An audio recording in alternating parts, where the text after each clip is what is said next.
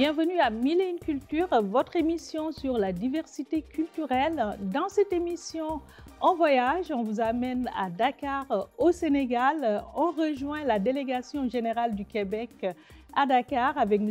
Iya Touré, nouveau délégué en remplacement de Mme Ouda Pépin. M. Touré qui n'est pas un terrain inconnu, aussi bien pour le poste que pour le pays, parce qu'il a une grande expérience en gestion financière, en investissement. Il a été directeur des ressources Québec avant sa nomination. Donc, avec nous depuis Dakar, M. Touré, bonjour. Bonjour, Khady. Dans un premier temps, un grand merci pour cette opportunité. Et puis, ça me fait un grand plaisir aussi de faire ta connaissance, même si c'est de façon virtuelle. Bonjour et merci de l'invitation. Ça fait super plaisir. Ça fait plaisir aussi de voir quelqu'un à ce niveau de responsabilité. Ça fait un lien, un peu une bonne utilisation des afrodescendants pour le lien avec l'Afrique depuis le Québec. Parlons maintenant de la délégation générale. Hein. Vous venez de vous installer après un épisode houleux. Ça a été comment l'accueil à l'ambassade avec le personnel, puis comment ça se passe ce premier mois? Voilà.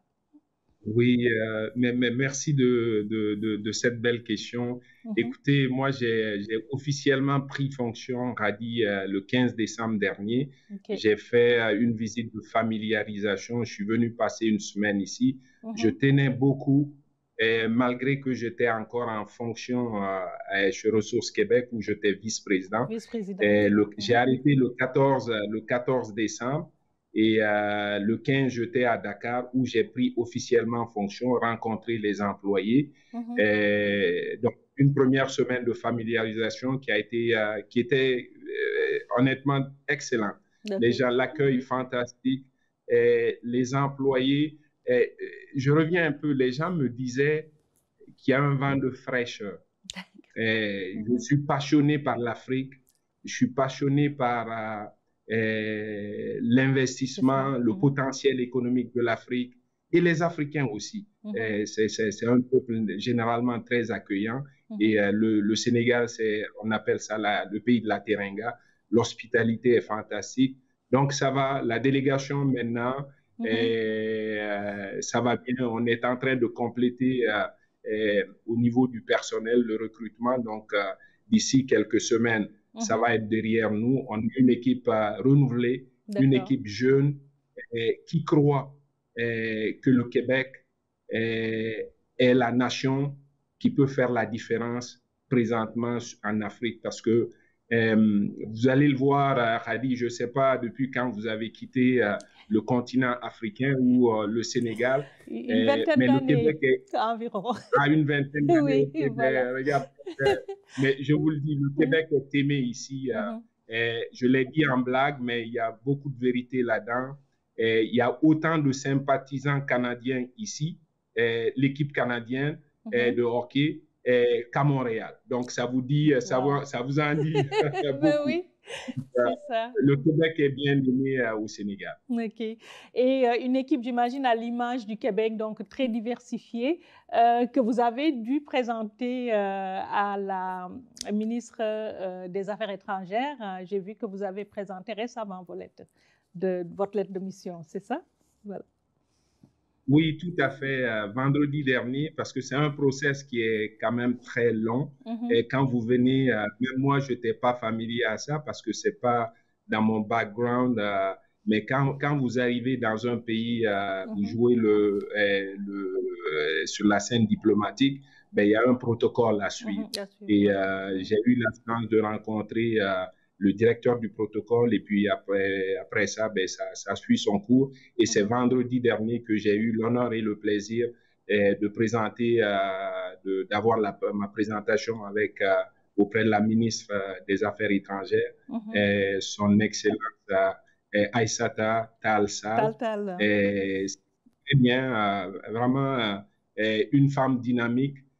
Qui aussi, c'est une première pour elle. C'est la première fois que le Sénégal à une dame comme ministre des Affaires étrangères. Et c'est une femme très dynamique. Et puis, je pense qu'ensemble, on fera avancer les intérêts du Québec.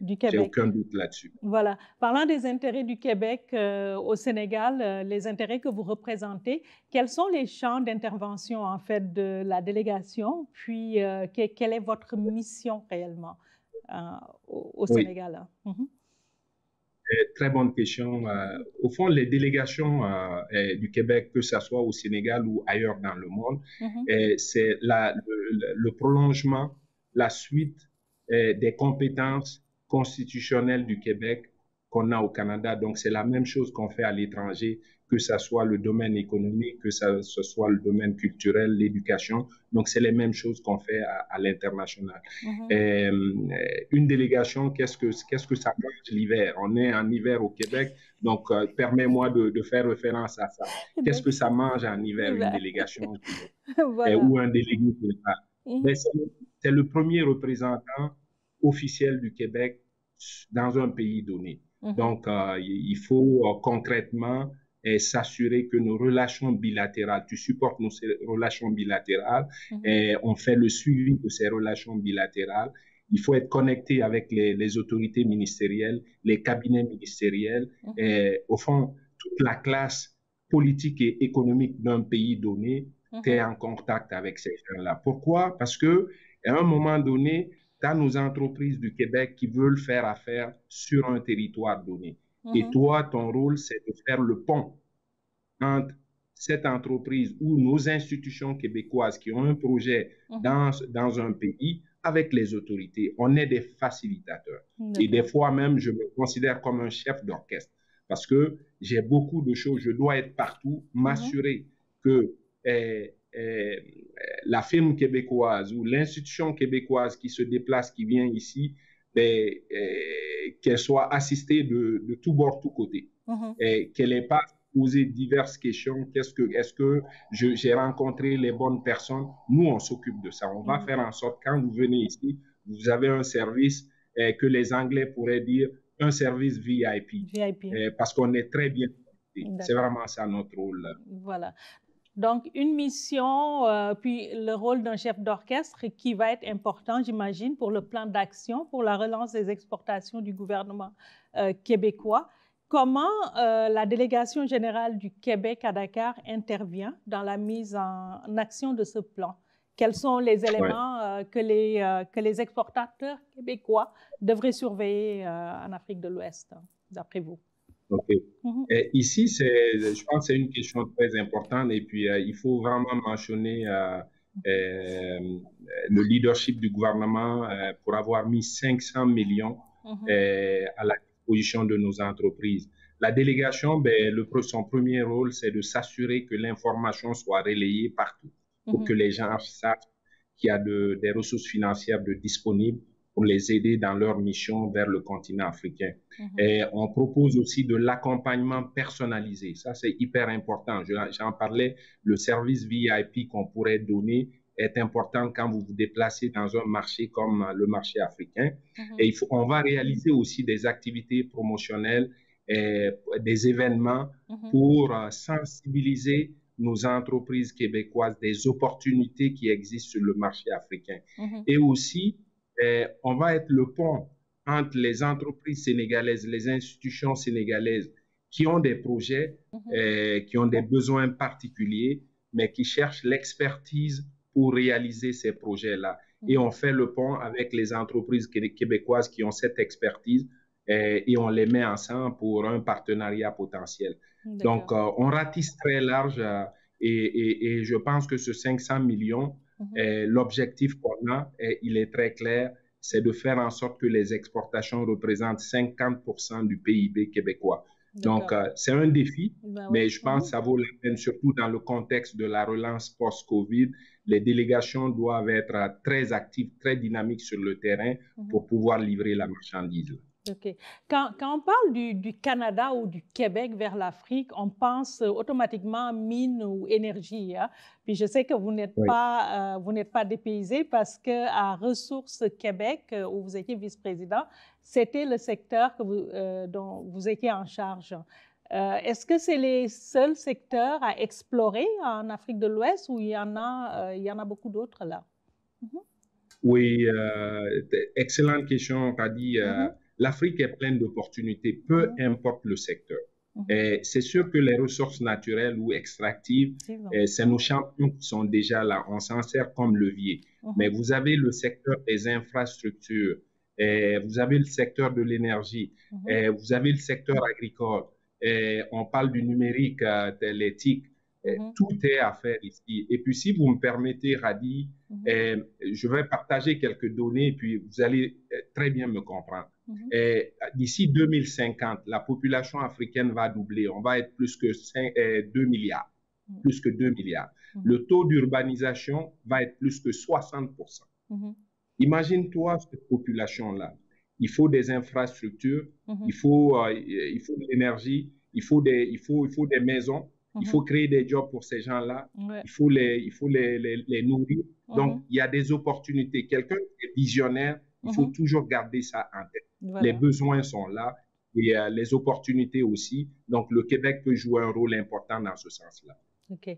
C'est parfait. Puis l'économie du savoir, la francophonie à promouvoir. En tout cas, cette première partie très, très intéressante. Monsieur Touré, on va vous rejoindre plus tard. Hein, mais en attendant, on va laisser la place à notre chroniqueuse culture, tendance et mode, Myriam Matondo. Myriam, on dit quoi?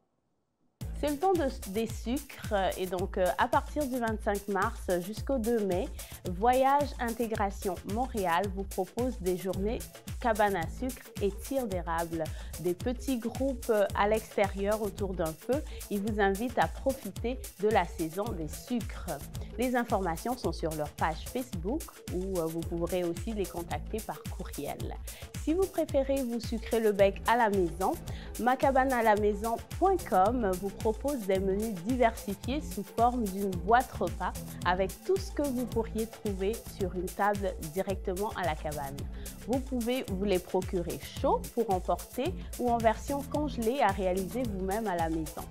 Certaines épiceries métro sont partenaires également, alors vous pouvez aller chercher votre boîte dans une épicerie métro près de chez vous. Ma cabane à la maison est un site qui réunit plusieurs cabanes à sucre du Québec. Afin de véritablement vous plonger dans l'ambiance de la cabane à sucre, tout achat de boîte repas vous donne accès à un concert que vous pourrez suivre attablé en famille. Et pour prolonger l'ambiance, la section Ambiance 101 du site internet vous propose plusieurs idées pour agrémenter votre brunch de cabane à sucre à la maison. Des techniques pour la tire d'érable à une sélection de tunes dignes d'un bon party à la cabane à sucre, en passant par des coloriages à télécharger pour vos petits becs sucrés ou encore la conception d'invitations virtuelles pour partager le plaisir avec la grande famille ou les amis. Tout y est pour rendre ces moments mémorables tout de même. Si vous êtes un fan de la mode et de la haute couture, le musée McCord a rouvert ses portes et vous invite à l'exposition temporaire sur Christian Dior jusqu'au 2 mai. Une exposition qui explore le génie derrière les créations spectaculaires qui ont relancé la haute couture parisienne après la dévastation de la Seconde Guerre mondiale. Un véritable voyage à travers les âges, à la découverte du côté minutieux, raffiné et luxueux de ce géant de la mode française. L'achat des billets se fait en ligne sur musée-mccord.qc.ca. Il y a également toujours au musée McCord l'exposition permanente Porter son identité, la collection des premiers peuples, qui est présentée et qui regroupe une centaine de pièces de vêtements et d'accessoires datant de la fin du 19e siècle à aujourd'hui. Monsieur Touré, comme vous l'avez dit, il y a tellement de secteurs à explorer en Afrique, donc il faut oublier juste le côté ressources naturelles et industrie extractive. Il y a aussi les relations Québec-Afrique, le Québec qui est quand même un des gros joueurs de la francophonie. Madame Nadine Giraud, qui est la ministre responsable des Relations internationales et de la francophonie du Québec, a parlé à l'occasion du lancement de ce plan de relance de la diplomatie d'influence. Comment elle est portée par votre délégation à Dakar? Merci. Les actions de diplomatie d'influence font partie de la mission du ministère des Relations internationales et de la francophonie. Et ça, c'est partout à travers le réseau des représentations à l'étranger. C'est notre ADN, ça. Je vous disais en introduction que notre rôle sur le terrain, qu'est-ce qu'on mange en hiver, c'est d'être en contact avec les autorités ministérielles, c'est d'être en contact avec les cabinets ministériels, c'est d'être en contact avec la haute administration, c'est d'être en contact avec les acteurs importants d'un pays. Mais la diplomatie d'influence, c'est un peu ça. Tu es capable de connecter les dots, comme le diraient les anglophones. Une entreprise québécoise qui débarque ici a des besoins. Nous, on est capable de faire les liens pour que son projet puisse arriver à terme très rapidement et avec un niveau de risque très contrôlé. C'est ça la diplomatie d'influence. Le plus bel exemple que je peux te donner aussi, Khady, présentement, avec mes collègues et puis le ministère, on veut rapprocher l'Afrique du Québec. Et rapprocher l'Afrique du Québec, c'est avoir une ligne directe, une connexion directe. Montréal, Dakar, vous faites ça, vous partez à 23 h, à 7 h, vous êtes au centre-ville de Dakar. Ça, c'est le rêve de tout le monde. C'est notre rêve, ça. Oui. Exactement. Oui. Mais vous le savez, monsieur le délégué n'est pas propriétaire d'une compagnie aérienne. Non, exactement. Non, pas pour le moment. Par contre, monsieur le délégué peut faire en sorte que les acteurs importants sont autour de la table pour discuter de ces enjeux-là. Il va pousser ce dossier-là, il va être porteur de ce dossier, il va être chef d'orchestre pour que tout le monde puisse se parler et tranquillement, ça devienne une réalité. C'est des exemples concrets de diplomatie d'influence qu'on est en train de faire présentement. OK. En parlant de DOT, j'imagine que tous les étudiants, toute cette ressource qui a été formée par le Québec, tous ces spécialistes, on en voit dans plusieurs secteurs, dont vous, vous êtes un peu la base du Québec pour cette diplomatie d'influence. Donc, utiliser un peu les gens issus du continent pour aller vers le continent, c'est l'idée, j'imagine, aussi. Oui, tout à fait. Et honnêtement, je pense qu'il faut souligner le leadership du gouvernement québécois pour avoir nommé, pour avoir reconnu, je pense, cet état de fait-là, Khady, et puis d'avoir osé dire, ben, on fait confiance à M. Touré compte tenu de son background et on l'envoie au Sénégal parce que lui peut comprendre la dynamique, il comprend les entreprises du Québec, il a la sensibilité de la réalité locale, il peut faire les connexions. Je pense que c'est une voie à suivre à l'avenir. Il y a beaucoup de talent, au Québec, que ce soit de souche ou issus de l'immigration, mais c'est de s'intéresser, Khady, c'est de s'intéresser à l'Afrique, c'est de s'intéresser. Ma personne à moi n'est pas importante, mais l'intérêt face au continent est beaucoup plus important. Voilà. Et parlons du Sénégal, qui est un de vos pays, hein, un pays qui vous tient à cœur, j'imagine. Alors, il y a une situation politique un peu spéciale qu'on a vue ces temps et qui peut rendre peut-être les gens frileux ou les amener à se poser des questions sur l'avenir du pays. Comment vous, parce que vous êtes quand même le représentant du Québec à Dakar, donc vous portez la casquette diplomatique du Québec, comment vous voyez tout cela et quel est l'impact sur votre travail, sur votre mission? Oui, effectivement, ça a été une semaine qui a marqué, je pense qu'il va marquer l'histoire du Sénégal. Mais il faut voir, il y a une dimension judiciaire que je ne peux pas commenter, évidemment, parce que n'ayant pas les faits, les données. Mais je pense que cet événement-là, je dirais, c'est l'aboutissement où ça a cristallisé des frustrations qu'on voit un peu partout. Le Sénégal n'est pas seul dans ça. Et vous savez, en Afrique en général, les gens vivent au jour le jour. C'est l'économie informelle. Et donc, dire à ces gens-là que ben, tu vas être confiné, tu vas avoir le couvre-feu, alors qu'ils doivent gagner leur pain, c'est difficile. Je pense que on ne s'attendait pas à ce que la situation Covid perdure comme elle l'est présentement, mais c'est une frustration. Mais je termine en disant par rapport à cette question-là que le Sénégal en particulier est un pays ouvert. Le Sénégal a un historique. Le Sénégal n'a plus de preuves à faire de ce côté-là. Oui, il va y avoir des ups and downs de temps à autre, mais le Sénégal est un pays fort, un pays démocratique qui a toujours été un pays d'accueil, de paix. Bon, la situation de la jeunesse qu'on vit ici, elle est un peu partout. 60% de la population africaine en 2050 aura moins de 30 ans. Il faut qu'on trouve une perspective d'avenir pour ces jeunes-là. Et donc, c'est un combat qui nous interpelle, nous, Québécois, Canadiens qui sont ici. Et c'est quelque chose aussi qui vous interpelle, vous, même vous qui êtes à l'étranger, à plus forte raison les gouvernements africains. C'est un problème mondial et je pense que le gouvernement est en train de prendre les mesures nécessaires pour faire face à ça, mais c'est pas, d'après moi, c'est pas quelque chose qui va se régler à court terme. C'est un travail de longue haleine. Puis, effectivement, le côté économique est toujours là. Il y a un travail à faire, puis ça ne va pas changer. Il y aura toujours des investissements vers l'Afrique, évidemment. On ne va pas juste parler d'investissement, de diplomatie. Il y a aussi la culture et la francophonie. On est au pays de Senghor et de Abdou Diouf, n'est-ce pas? Alors, l'Afrique a une population jeune, vous l'avez dit, et une forte composante de la francophonie. C'est la plus grande composante de la francophonie. On parle aussi de la francophonie économique qui a été poussée par le Québec. Comment le Québec peut affirmer son influence dans cette Afrique francophone?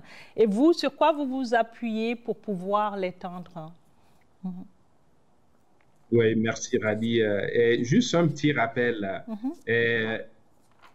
La délégation ici à Dakar, son ouverture, la décision a été prise au sommet de la francophonie en 2014 à Dakar ici. Et c'est en 2014 aussi, lors de ce même sommet, où la stratégie économique de la francophonie a reconnu que l'Afrique était un terreau important avec un énorme potentiel économique dans sa stratégie économique. Donc, l'Afrique est importante dans la francophonie et le Québec, le lien entre le Québec et l'Afrique date pas de maintenant. C'est plus de 50 ans. N'oubliez pas, le président Senghor a visité le Québec en 66. Et en 68, le Québec a commencé à participer à part entière dans le cadre de la francophonie. Donc, c'est une longue histoire. Ici, tu l'as bien dit, je pense que la francophonie sera africaine. Il n'y a aucun doute là-dessus, de par notre nom. Demain, le 20, c'est la journée internationale de la francophonie. À Dakar, c'est ça, à Dakar, ça s'étale sur un mois. Ça commence le 15 mars, ça se termine le 15 avril. Le 15 mars dernier, avec la ministre des Affaires étrangères, on a lancé la quinzaine de la francophonie à Dakar. Donc, et le Québec joue un rôle important dans toutes les institutions de la francophonie qui sont omniprésentes à Dakar ici. On parle de la Confénem, Conféges, il y a l'OFE, il y a plusieurs organismes de la francophonie qui sont ici. Et le Québec, il joue un rôle important. Donc, c'est comme ça qu'on continue d'affirmer notre rôle. Et la francophonie, comme on le dit, c'est un vecteur aussi culturel pour nous. Hein. Ça nous donne le rayonnement culturel qu'on cherche. On est présent, on joue un rôle hyper dynamique là-dessus. Et tout le monde se prépare pour le sommet en Tunisie, qui s'en vient au mois de novembre pour souligner la francophonie. C'est un levier important pour affirmer le côté distinctif du Québec, le fait qu'on soit une nation distincte en Amérique du Nord. Donc, c'est important pour nous, la francophonie. Voilà. On arrive au terme de cette entrevue, Monsieur Touré. Ce fut très passionnant, puis un plaisir pour moi d'échanger avec vous. Nous allons la boucler avec votre coup de cœur artistique. Donc, au pays de la Teranga, quel est votre coup de cœur, Monsieur Iya Touré? Oui, ça, je vais faire il y a des gens qui vont m'en vouloir, mais OK, je vais m'essayer. Écoutez, je suis au pays de la Teranga, comme vous le dites bien. Pour moi, Youssou N'Dour est un modèle dans ce sens-là. C'est un artiste, un homme culturel qui est devenu politique, qui a migré vers du côté politique et qui est un homme d'affaires accompli. Et je pense après un bon round-up, comme le diraient les anglophones. Et généralement, les artistes du côté Afrique, quand on voit vers la fin de leur carrière artistique, c'est un peu difficile pour toutes sortes de raisons. Mais lui, vraiment, il fait une belle présentation de ce côté-là. Il a touché à tout et il veut pérenniser ses œuvres. Donc ça, c'est très important. Je dirais, sans faire de jaloux, durant cette époque qui nous ont tous marqués, il y a les frères Touré Kunda qui sont même venus à Montréal durant les festivals. Il y a aussi Baba Mal, il y a Ismaël Lo. Donc, c'est une génération de Sénégalais qui ont mis en valeur la musique africaine et qui ont mis le Sénégal sur la map à leur façon. Donc, mon coup de cœur va dans ce sens-là. Merci beaucoup, Monsieur Touré. Ce fut un plaisir de vous avoir en ligne pour Mille et une cultures. Merci beaucoup, Khady, et merci à toi et à toute ton équipe pour cette belle opportunité. Sachez que vous êtes toujours les bienvenus ici. Le Québec a sa place et continuons d'en parler. L'Afrique, c'est le continent des opportunités et on veut accueillir des centaines, des milliers, des dizaines de milliers de Québécois d'entreprises pour s'installer ici et faire affaire avec l'Afrique. Voilà, merci. Merci aussi à vous qui nous suivez à la maison. Nous allons nous quitter avec le coup de cœur artistique de M. Iya Touré, délégué général du Québec à Dakar. C'est L'Ours, une belle chanson de Christophe Maé et Youssou N'Dour. Et on vous dit